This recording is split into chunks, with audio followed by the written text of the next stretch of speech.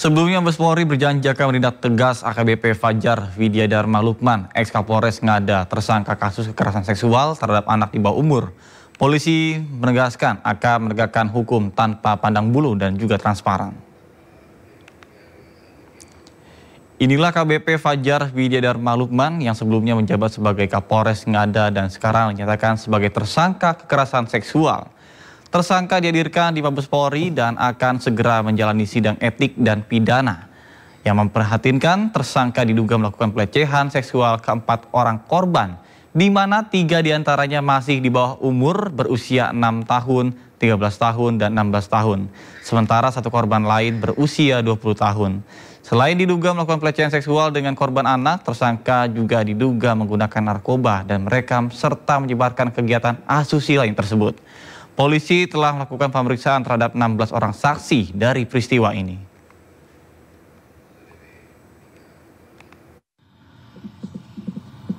Saya menyampaikan hasil dari penyelidikan pemeriksaan melalui kode etik dari Watprov, ditemukan fakta bahwa FLS telah melakukan pelecehan seksual dengan anak di bawah umur sebanyak 3 orang dan 1 orang usia dewasa. Antara lain, saya akan menyebutkan anak 1, anak 2, dan anak 3. Ya, anak 1 usia 6 tahun, anak 2 usia 13 tahun, anak 3 usia 16 tahun, dan orang dewasa dengan inisial SHDR usia 20 tahun. Sehingga ini bisa diketahui pada konteks sebagai anak dan orang dewasanya. Kemudian tanggal 24 Februari 2025 ini sudah dilakukan penanganan perkaranya oleh Divpropam dan telah ditempatkan secara penempatan khusus. Nanti akan dijelaskan sejak kapan sampai dengan kapan oleh Karwatprov, dan langkah-langkah yang telah dilakukan yaitu pemeriksaan korban dan saksi-saksi yang sudah dilakukan pemeriksaan sebanyak 16 orang. Menteri Hak Asasi Manusia Natalius Pigai mengomentari hukuman yang tepat untuk mantan Kapolres Ngada, yaitu 3 hukuman sekaligus.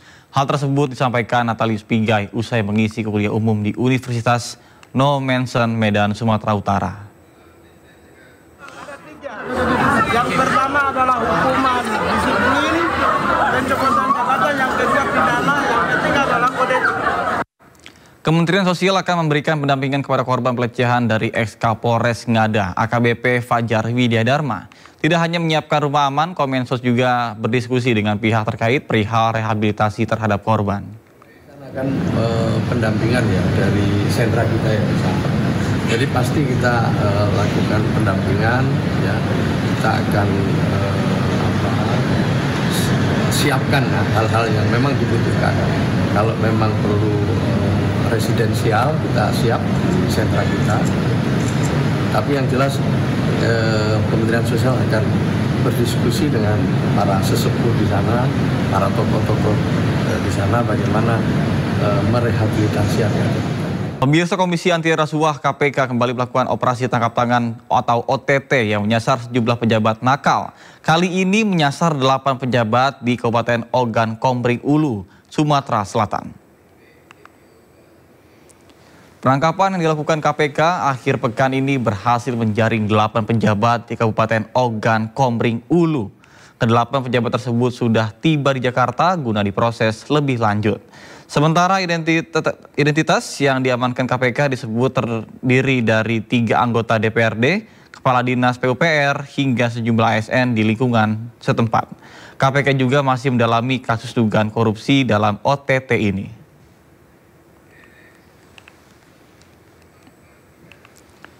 Pemirsa, untuk mengetahui perkembangan terkait dengan OTT KPK yang menyasar 8 pejabat Kabupaten Ogan Komering Ulu, Sumatera Selatan, sudah ada rekan kami Jen Cahyani di KPK. Baik, selamat siang Jen, silakan dengan laporan Anda. Selamat siang Nata dan juga pemirsa. Ya, betul sekali. Tadi 8 yang ditangkap pada OTT di Kabupaten Oku atau Ogan Komering Ulu, Sumatera Selatan sudah tiba di Gedung Merah Putih KPK sekitar pukul 9 pagi waktu Indonesia Barat, setelah pada malam tadi sekitar pukul 9 tertangkap oleh KPK di operasi tangkap tangan atau OTT, kemudian sudah dilakukan pemeriksaan dan juga diterbangkan ke Jakarta dari Palembang pada sekitar pukul 10 malam waktu Indonesia Barat, dan juga tadi sekitar pukul 9 tiba di Gedung Merah Putih KPK untuk kemudian hari ini dilakukan pemeriksaan lanjutan adanya dugaan kasus korupsi. Dan untuk siapa saja 8 orang ini yang ditangkap lewat operasi tangkap tangan, ini ada salah satunya yakni Kepala Dinas di PUPR Kabupaten Oku, kemudian ada seorang kontraktor dan juga anggota DPRD Kabupaten Oku. Kemudian hari ini KPK setelah semalam telah melakukan OTT memiliki waktu 1 kali 24 jam bagi KPK untuk menetapkan status dari ke-8 orang yang sudah tertangkap di operasi tangkap tangan, di mana artinya nanti malam sekitar pukul 9 malam ini KPK, batas KPK untuk mengumumkan atau menetapkan status ke-8 orang yang tertangkap di OTT. Dan ini tidak tentu semuanya dari ke-8 orang tersebut akan ditetapkan sebagai tersangka ya, karena hari ini masih dilakukan pemeriksaan lanjutan di lantai 2 di Gedung Merah Putih KPK. Namun tadi kami memantau di depan gedung KPK, memang kami belum sempat mendapatkan visual siapa saja yang dibawa atau tertangkap dari ke-8 orang ini melalui OTT KPK. Namun tentu saja hari ini nanti malam, terakhir nanti malam kami akan mengetahui bagaimana status ke-8 orang tersebut, apakah ke-8-nya akan ditetapkan sebagai tersangka dugaan korupsi atau tidak, karena KPK hanya memiliki waktu 1 kali 24 jam untuk menentukan status ke-8 orang tersebut yang akan nantinya ada atau tidak yang akan dijadikan sebagai tersangka kasus dugaan korupsi. Sementara itu, dan tentu saja kami masih memantau di Gedung Merah Putih KPK, kapan KPK akan mengumumkan status dari ke-8 orang yang tertangkap pada operasi tangkap tangan di Kabupaten Oku, Sumatera Selatan pada malam tadi. Dan nanti akan kami pantau pada pukul berapa KPK akan mengumumkan status ke-8 orang tersebut yang tertangkap tangan di OTT atau operasi tangkap tangan oleh KPK di Kabupaten Oku, Sumatera Selatan. Sementara itu, Nata. Baik, terima kasih Jen. Kami tunggu perkembangannya dan selamat bertugas kembali. Dugaan korupsi di tubuh Kementerian Komunikasi dan Informatika mulai diungkap usai penyidik Kejaksaan Negeri Jakarta Pusat menggeledah kantor Kementerian Komunikasi dan Digital di Jalan Merdeka Barat, Gambir, Jakarta Pusat pada Kamis lalu. Dugaan korupsi pengadaan sistem pengelolaan pusat data nasional sementara ini merugikan negara hampir 1 triliun rupiah. Kejaksaan Negeri Jakarta Pusat mulai selidiki kasus dugaan korupsi dalam pengadaan barang dan jasa pengelolaan Pusat Data Nasional Sementara (PDNS) di Kementerian Komunikasi dan Informatika pada tahun 2020 yang merugikan negara hampir 1 triliun rupiah. Wakil Menteri Komunikasi dan Digital RI Nezar Patria membenarkan kantor Kementerian Komdigi digeledah Kejaksaan terkait dugaan kasus korupsi proyek Pusat Data Nasional Sementara 2020-2024. Meski demikian, Nezar mengaku tidak tahu menahu soal kasus tersebut meski ia sudah menjabat sebagai Wamen sejak 2023. Ya, kita serahkan aja ke proses hukum ya. Karena itu kan terkait dengan kasus PDNS dan itu follow up-nya. Jadi ya kita serahkan pada proses hukum. Pak, tapi ini kan terjadinya lokusnya itu kan terjadi saat Bapak sudah menjadi Wamen di yang sebelumnya itu ya Pak ya, di kabinet sebelumnya. Nah itu apakah Bapak sebelumnya tidak pernah? Tahun 2020 ke 2024. Pak. Nah itu kan masih bersinggungan gitu Pak sama zaman Bapak di kabinet sebelumnya. Apakah sebelumnya Bapak tidak pernah mencium ada korupsi gitu, ada? Ya, itu kan berkelanjutan. Nanti dilihat aja di pemeriksaan. Ya. Dalam kasus ini, meski telah menghabiskan anggaran mencapai hampir 1 triliun rupiah, tetapi pelaksanaannya tak sesuai dengan Perpres nomor 95 tahun 2018 tentang sistem pemerintahan berbasis elektronik. Dalam dugaan kasus korupsi di Kementerian Komunikasi dan Informatika ini, penyidik lakukan penggeledahan di sejumlah wilayah di Jakarta Pusat, Jakarta Selatan, dan juga Bogor.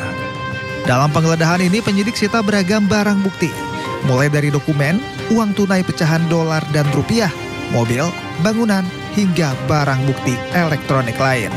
Dalam dugaan kasus korupsi ini, Kominfo melakukan pengadaan barang dan jasa PDNS senilai 958 miliar rupiah. Pada pelaksanaannya, Kominfo diduga melakukan pengkondisian pemenangan kontrak PDNS antara pejabat Kominfo dengan pihak swasta, yakni PT AL.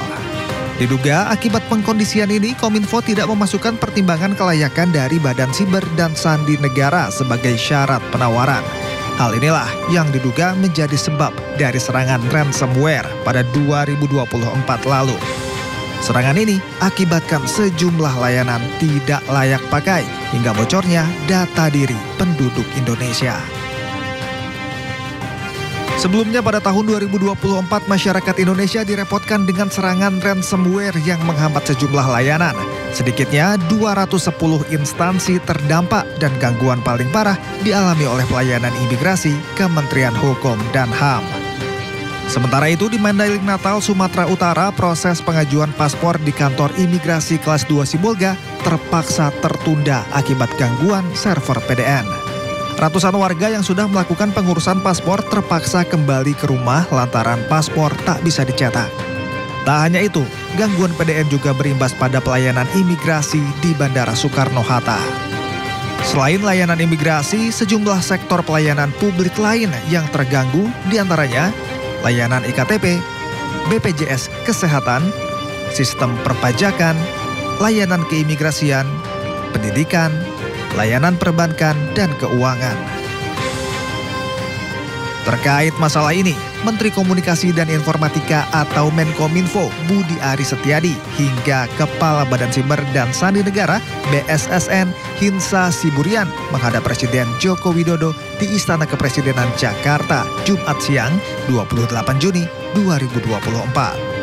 Sayangnya, pada saat itu keduanya tak langsung menjawab terkait penanganan data yang rusak akibat serangan tersebut. Ya tentu kan, ya seperti yang kemarin lah mungkin yang akan dibahas, tentunya pasti akan melakukan evaluasi. Pak, gimana sih Pak mengembalikan, maksudnya kan ini data-data sudah banyak yang dirusak, terus menanganinya seperti apa nanti? Nah itu nanti tim teknis. Pak, kemarin pas rapat DPR kan Bapak kan sempat menyebut bahwa belum dapat pelakunya Pak. Ini kenapa sih Pak lama menangkap pelakunya? Ya.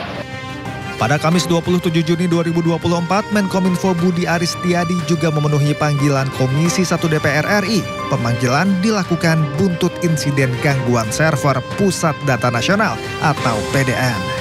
Dalam pertemuan tersebut, Ketua Komisi 1 DPR RI Mutia Hafid mengkritik tidak adanya backup data yang menyebabkan sejumlah layanan publik mengalami gangguan akibat serangan ransomware pada PDN. Hal itu disampaikan Mutia merespon penjelasan Kepala BSSN Hinsa Siburian yang menyebut tidak adanya data cadangan merupakan masalah tata kelola di PDN. Maksudnya Pak, kalau nggak ada backup sih itu bukan tata kelola sih Pak. Siap. Kalau alasannya, ini kan kita nggak hitung Surabaya Batam backup kan, karena cuma 2% kan. Ya berarti itu bukan tata kelola. Itu kebodohan aja sih Pak. Iya. Anggota Komisi 1 DPR RI Sukamta menyebut Kominfo harus segera mencari solusi atas gangguan pada PDN agar tak berimbas lebih luas pada pelayanan publik. Hal tersebut disampaikan Sukamta dalam diskusi polemik Trijaya dengan tema Pusat Data Bocor, Siapa Teledor. Bahwa pasti penanggung jawabnya itu adalah Kominfo karena dia sebagai pengelola data. dua pihak swasta itu hanya menyediakan brankas, menyediakan hardware-nya.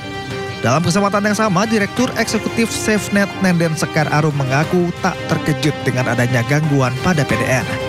Menurutnya, pemerintah memang kurang serius dalam mengelola data negara.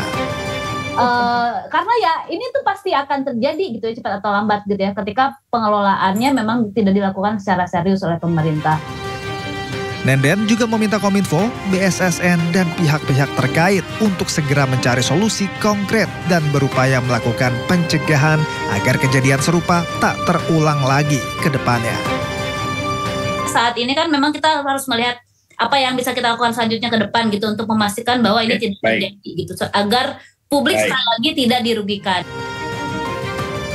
Gangguan server PDN pada 2024 lalu membuat geger satu Indonesia hingga disebut sebagai bencana nasional.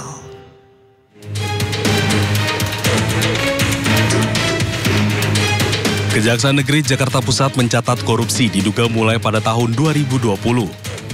Komdigi yang saat itu bernama Kominfo melakukan pengkondisian tender untuk mengangkat PT AL sebagai kontrak saat itu mencapai 60,378 miliar rupiah.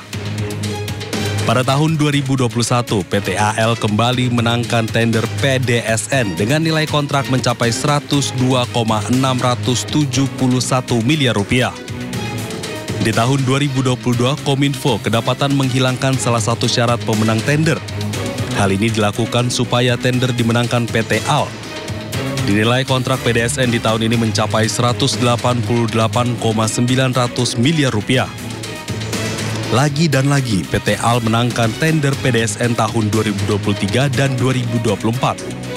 Pada tahun 2023, nilai kontrak mencapai 350,959 miliar rupiah. Sementara pada tahun 2024, nilai kontraknya mencapai 256,575 miliar rupiah. Sementara total anggaran pengadaan proyek PDSN mencapai 959,485 miliar rupiah. Padahal PT AL tidak mampu memenuhi persyaratan sesuai rekomendasi Badan Cyber dan Sandi Nasional. Akibatnya pada Juni 2024, serangan ransomware terjadi dan beberapa layanan tidak bisa digunakan. Tak hanya itu, serangan ini juga menyebabkan bocornya data diri penduduk Indonesia.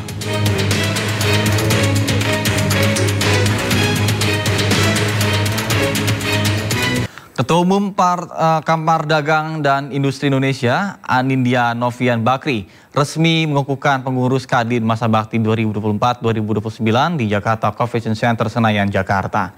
Di bawah kepemimpinannya, Kadin Indonesia menjadi mitra strategis pemerintah yang akan terus menggerakkan program kerja dan meningkatkan perekonomian guna mendukung pemerintahan Presiden Prabowo Subianto.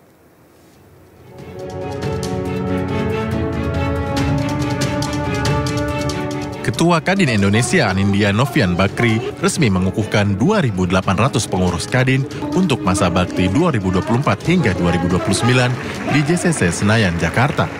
Pada pengukuhan yang turut dihadiri Waketum Kadin Indonesia, bidang komunikasi, informatika, dan digital, Clarissa Tanusudibyo ini, para pengurus ditekankan untuk menjalankan Undang-Undang Nomor 1 Tahun 1987 terkait mitra strategis pemerintah. Selain terus menggerakkan program kerja, Anindya Novian Bakri juga akan meluncurkan Quick Win guna mendukung program pemerintah mulai dari makan bergizi gratis, pemeriksaan kesehatan gratis, rumah layak, hingga pekerja migran. Kadin ini adalah kapal besar, naungan dunia usaha. Nah, tadi saya tekankan bahwa kita mesti kerja, karena kita memang didasarkan Undang-Undang Nomor 1 Tahun 87 ini merupakan mitra strategis pemerintah. Pemerintah butuh dukungan yang penuh untuk memastikan bahwa pertumbuhan tercapai, kemiskinan tereliminasi. Waketum Kadin yang juga PLT Sekjen DPP Partai Perindo Andi Yuslim Patawari menegaskan, Kadin Indonesia berkomitmen mendukung peningkatan ekonomi dan sumber daya manusia melalui sertifikasi kompetensi untuk menjamin produktivitas tenaga kerja serta menyelaraskan program kerja dengan pemerintah pada saat ini. Kadin sebagai mitra pemerintah akan mendukung program pemerintah dalam hal peningkatan ekonomi 8% dan menekan angka kemiskinan 0%. Kamar Dagang dan Industri Indonesia kini tengah menyiapkan prototipe yang akan disampaikan kepada Presiden Prabowo sebelum 17 Agustus 2025, sehingga terjalin kerjasama dengan pemerintah melalui program-program yang dibentuk. Dari Jakarta, Rian Rahman, iNews melaporkan. Pemirsa, dalam kasus lainnya, Komisi Pemberantasan Korupsi menetapkan 5 tersangka korupsi iklan Bank Jabar Banten atau BJB. Salah satunya adalah Dirut BJB Yudi Renaldi. Para tersangka bersekongkol menyunat anggaran iklan 400 miliar.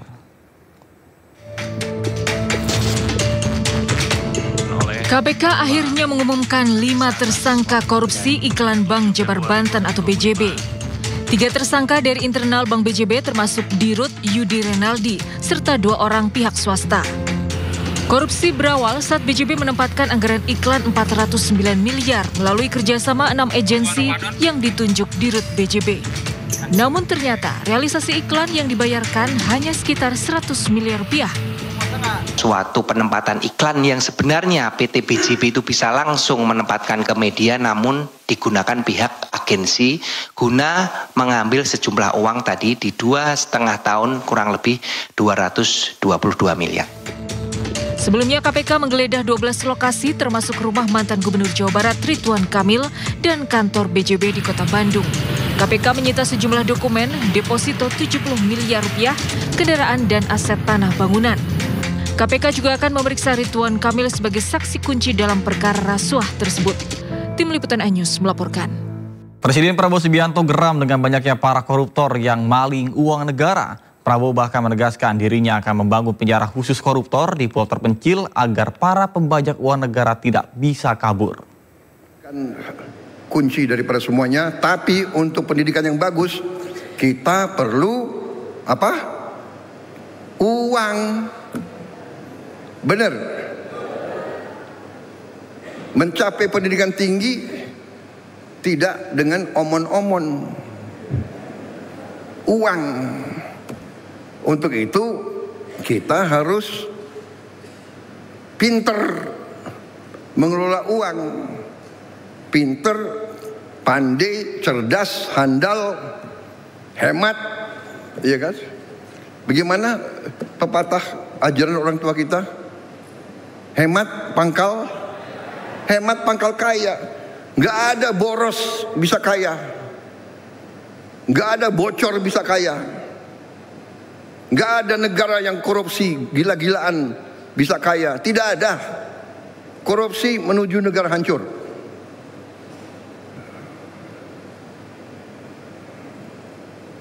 Saya tidak akan mundur menghadapi koruptor. Saya tidak akan mundur menghadapi koruptor.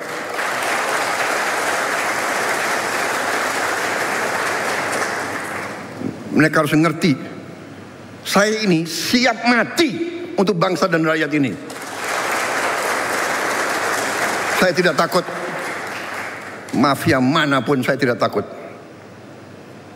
Apalagi ada Kapolri sama Panglima TNI. Masa kita takut? Apalagi guru-guru akan membantu saya. Ya.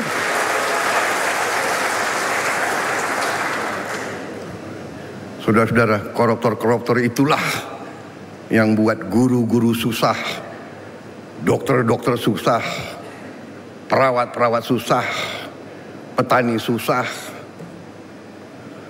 Karena itu, terima kasih dukungan saudara-saudara. Kita bersama akan menghadapi maling-maling itu. Dan kita akan mengusir mereka dari bumi Indonesia kalau perlu.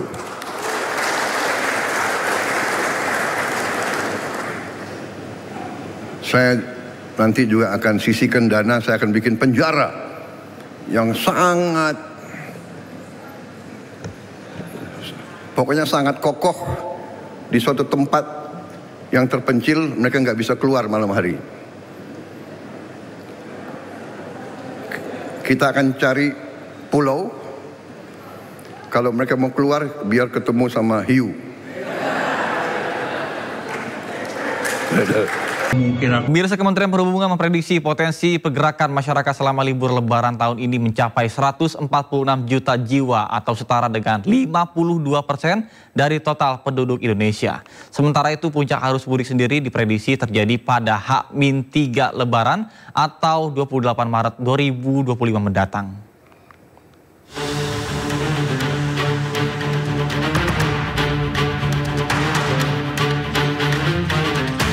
Kementerian Perhubungan bersama instansi terkait menggelar rapat koordinasi terkait kesiapan arus mudik dan arus balik Lebaran 2025 di kantor Kementerian Perhubungan Jakarta. Pemerintah memperkirakan pergerakan pemudik sudah akan mulai pada 21 Maret 2025 meskipun kebijakan pembatasan kendaraan baru berlaku pada 24 Maret. Puncak arus mudik sendiri diprediksi terjadi 3 hari jelang Lebaran atau 28 Maret 2025 mendatang. Jumlah pemudik yang akan melakukan perjalanan ada sebesar 52% atau sebesar 146,48 juta dengan tujuan sebagian besar dalam untuk merayakan Idul Fitri atau sebesar 62,6%. Pilihan utama dalam responden untuk memilih moda angkutan selama liburan adalah mobil pribadi sebesar 23%, bus sebesar 16,9%, kemudian dilanjut kereta api 16,1%, pesawat 13,5%, dan sepeda motor sebesar 8,7%. Kementerian Perhubungan bersama Polri telah menetapkan sejumlah titik pantau untuk memantau arus lalu lintas di titik-titik kritis seperti Pelabuhan Merak, Tol Cikampek Utama, dan jalur-jalur arteri. Untuk mengurangi lonjakan pemudik saat arus balik, pemerintah juga memberikan diskon tarif tol pada tanggal 3, 4, 8, dan 9 Mei 2025. Menhub menyebut kebijakan ini telah disahkan melalui surat keputusan bersama antara Kemenhub, Korps Lalu Lintas, dan Jasa Marga. Kementerian Perhubungan juga memastikan kondisi cuaca menjelang dan saat mudik masih terpantau kondusif berdasarkan pantauan BMKG. Namun, seluruh pihak terkait akan terus melakukan pemantauan dan kesiapsiagaan jika terjadi perubahan cuaca yang dapat menghambat perjalanan pemudik. Dari Jakarta, Rizky Solehudin, iNews melaporkan. Aplikator online Grab dan Gojek buka suara soal kriteria penerima bonus hari raya pengemudi dan kurir online. THR akan diberikan sepekan sebelum Lebaran. Sesuai arahan pemerintah, pengemudi dan kurir online akan mendapat tambahan pendapatan jelang Lebaran. Dalam surat edaran Menaker, besaran bonus hari raya berupa uang tunai sebesar 20% dari rata-rata pendapatan bersih bulanan selama setahun terakhir. Tapi tentu tidak semua pengemudi bisa mendapat bonus. Manajemen Grab menyatakan bonus diberikan berdasarkan kinerja pengemudi, juga disesuaikan dengan kemampuan finansial perusahaan. Kriterianya itu mempertimbangkan keaktifan dan kinerja mitra. Nah, komponennya itu ada 1, tingkat order yang diselesaikan, tingkat penyelesaian pesanan, hari dan jam online, dan rating dari pelanggan. Kalau yang namanya bonus hari raya ini harus diberikan kepada semua mitra yang pengemudi yang terdaftar, aktif atau tidak aktif, maka kami dari Grab menyatakan nggak mampu. Selain Grab, manajemen Gojek juga menetapkan kriteria pengemudi yang bisa menerima bonus hari raya, yaitu mitra yang aktif menyelesaikan order, konsisten menyelesaikan trip, dan tidak melanggar tata tertib Gojek. Tim Liputan iNews melaporkan. Bagi Anda yang hendak mudik dengan kendaraan pribadi diharapkan untuk mengecek kondisi kendaraan, mulai dari mesin hingga ban. Dan jangan sampai mudik yang menyenangkan justru berujung celaka. Meski Hari Raya Idul Fitri masih beberapa minggu lagi, namun rencana untuk mudik ke kampung halaman harus disiapkan secara matang. Selain menggunakan transportasi umum, masyarakat juga biasanya menggunakan mobil hingga motor pribadi. Namun ada beberapa hal yang harus diperhatikan sebelum melakukan perjalanan jauh dengan kendaraan pribadi. Oke, jadi mobil itu kita harus melakukan pre-trip inspection. Pre-trip inspection itu kita pemeriksaan sebelum kita berjalan. Dari mulai bagian luar mobil, terutama yang paling vital adalah ban. Karena secanggih apapun mobil, yang menempel ke jalan cuma ban. Jadi pastikan ban kita masih layak. Kemudian sistem-sistem yang lain juga diperiksa. Dan untuk di mesinnya juga diperiksa apakah ada masalah, dan ketika kita starter mobil kita lihat indikatornya apakah ada lampu peringatan menyala. Motor yang paling penting adalah sebisa mungkin jangan lebih dari 2 orang naik motor. Walaupun ini mudik ya, karena mudik dengan motor aja itu sangat beresiko, apalagi kalau kelebihan muatan ya. Selain ada sejumlah komponen yang penting yang harus dicek di bengkel, sebelum melakukan perjalanan mudik, Anda juga hendaknya membawa spare part berikut ini di dalam mobil untuk keadaan darurat. Pertama, pompa angin, sangat penting saat ban mobil atau motor kempes di jalanan. Kedua, alat tambal ban tubeless. Jika ban bocor dan sulit menemukan bengkel tambal ban, Anda bisa melakukannya sendiri. Ketiga, kunci-kunci dasar perbengkelan harus ada di kendaraan untuk kondisi darurat. Dari ketiganya, yang paling penting adalah jangan lupa catat nomor darurat untuk bantuan dalam kondisi darurat di jalan. Dari Jakarta, Aya Nufus, Raga Firdaus, iNews melaporkan. Pemirsa, minggu kedua Ramadan, Pasar Tanah Abang Jakarta dipadati warga yang berburu baju muslim yang akan digunakan pada Hari Raya Idul Fitri nanti. Masih sekitar 3 minggu lagi, tetapi Pasar Tanah Abang sudah ramai diserbu pembeli. Warga berburu berbagai jenis baju muslim untuk mewarnai Hari Raya Idul Fitri nanti. Salah satunya yang diminati adalah baju koko pria dengan jenis kurta dengan kisaran harga Rp185.000. Sementara baju muslim wanita yang paling diminati adalah jenis gamis abaya dengan kisaran harga Rp150.000. Selain untuk diri sendiri, para pembeli juga berbelanja secara grosiran untuk dijual kembali. Para pembeli memilih berbelanja lebih awal agar tidak terlalu padat.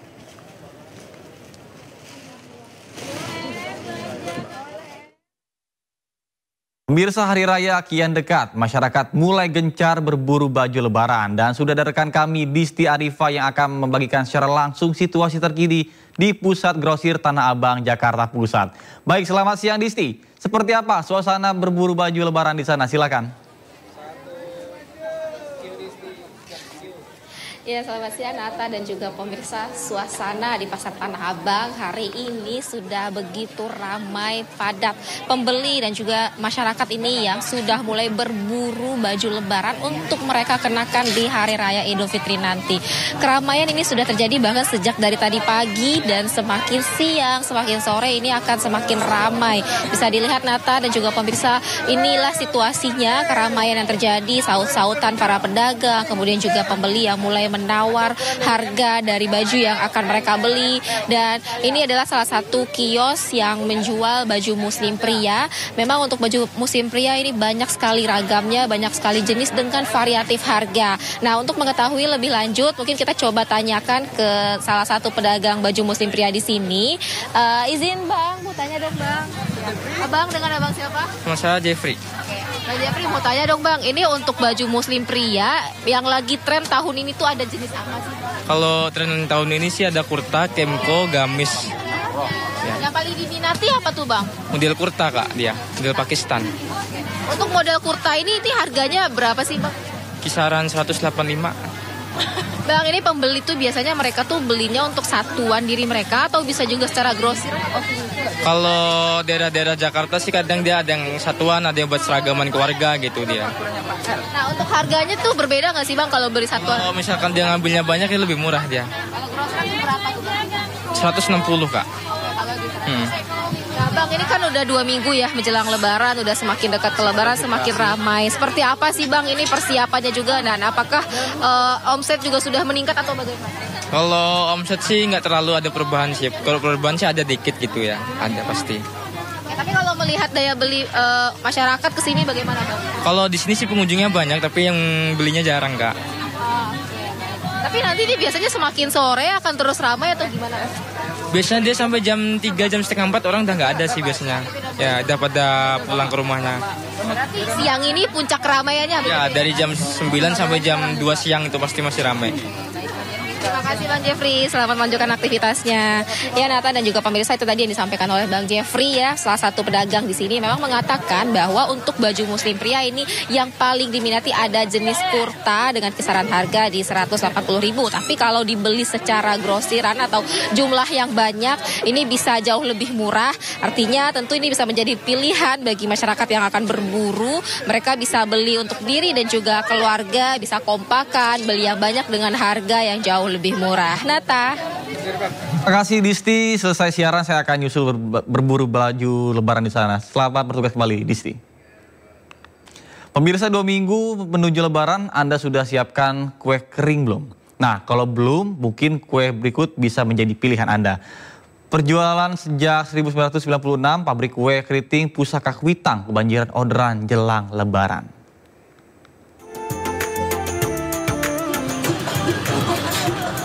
Dua minggu jelang lebaran, pembuatan kue kering di pabrik rumahan ini tak berhenti. Wajar, pesanan kue hingga 1000 kaleng sudah masuk. Per kalengnya isi kue bervariasi mulai dari 6 hingga 8 kg. Ada 5 kue yang diproduksi seperti kue kacang, nastar, lidah kucing, kastengel, hingga putri salju. Karena pabrik kue legendaris ini beroperasi musiman, warga sekitar pun dilibatkan dalam produksi kue ini. Ya, sengaja dipanggil. Untuk mendekati lebaran ini berapa karyawan Pak yang kerja Pak? Ada 25 orang. Harga yang ditawarkan pabrik ini bervariasi mulai dari 80 ribuan saja per kilogram. Dari Jakarta, Raniston Sanjaya, iNews melaporkan.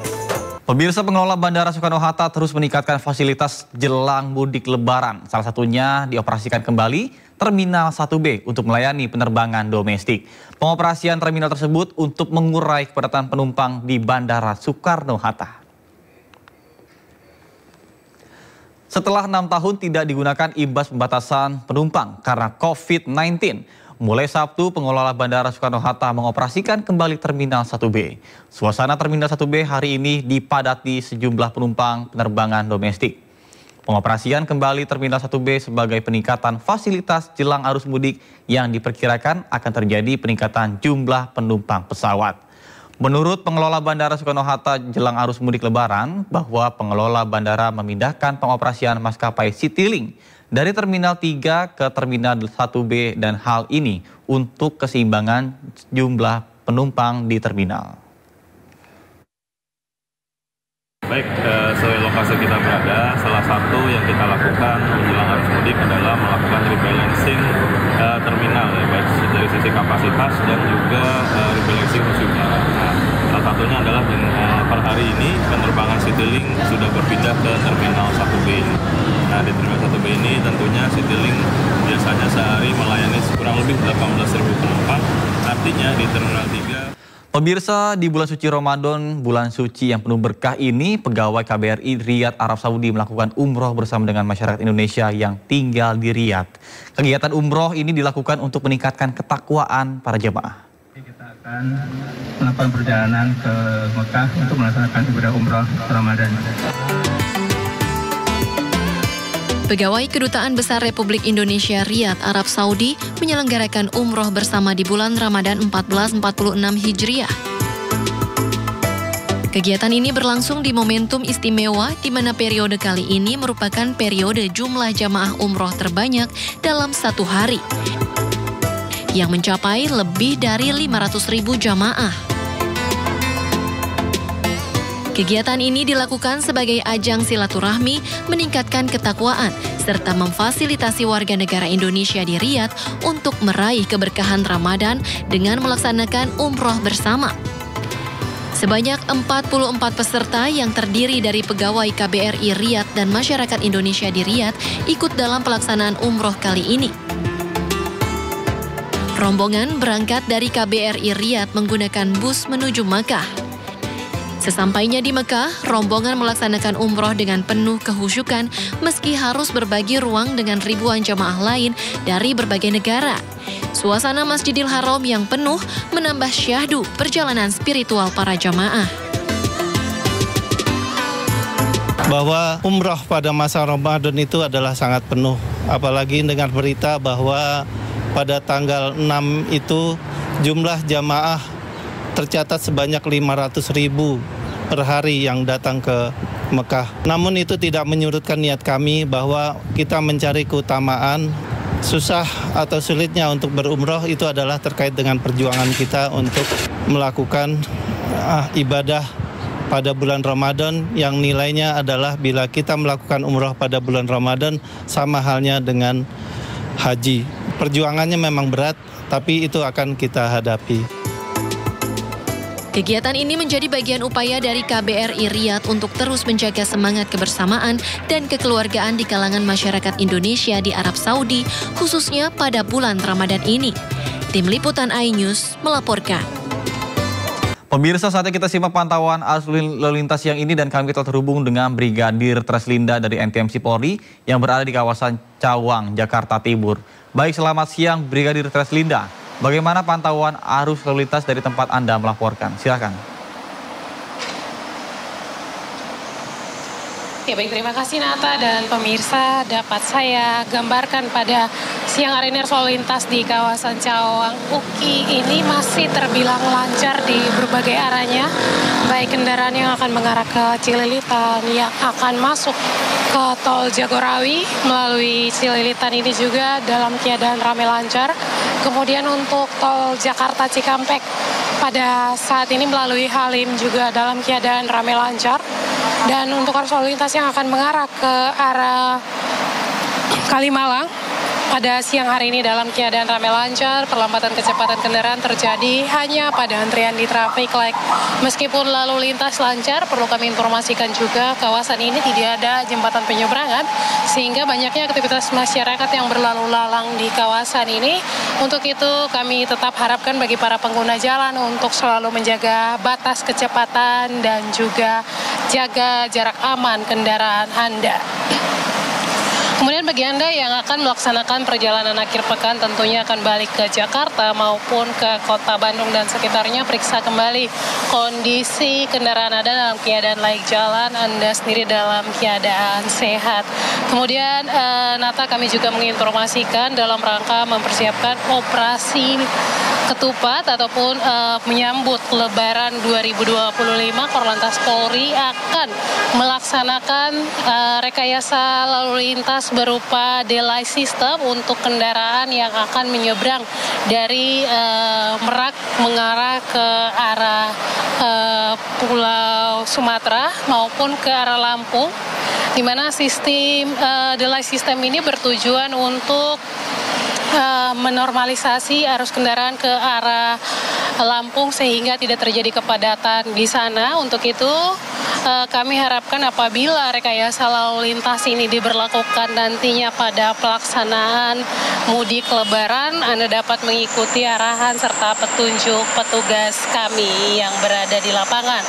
Hal ini bertujuan untuk memperlambat kendaraan menuju Merak sehingga perjalanan libur Lebaran bagi pemudik nantinya berjalan dengan aman dan juga lancar sampai Anda tiba di tujuan kampung halaman bertemu keluarga dalam keadaan sehat. Dan bagi Anda yang akan mengupdate informasi-informasi seputar arus lalu lintas terkini, kami siap melayani Anda di 15669 ataupun melalui SMS center kami di 9119. Demikian Brigadir Treslinda melaporkan langsung dari kawasan Cawang UKI. Nata, kembali ke Anda, silakan. Baik, terima kasih Brigadir Treslinda atas laporan dari kawasan Cawang, Jakarta Timur. Selamat bertugas kembali dan salam presisi.